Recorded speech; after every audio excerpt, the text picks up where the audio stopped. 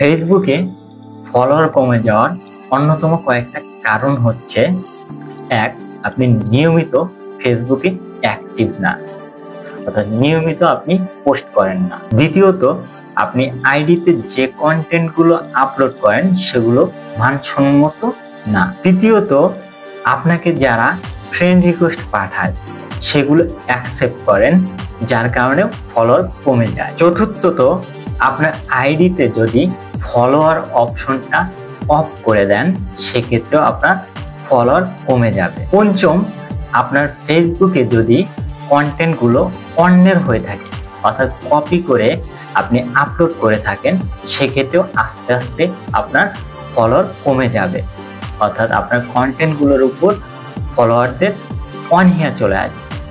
So এই টিপসগুলো কাজে লাগান, আপনার ফেসবুক ফলোয়ার খুব দ্রুত বৃদ্ধি পাবে।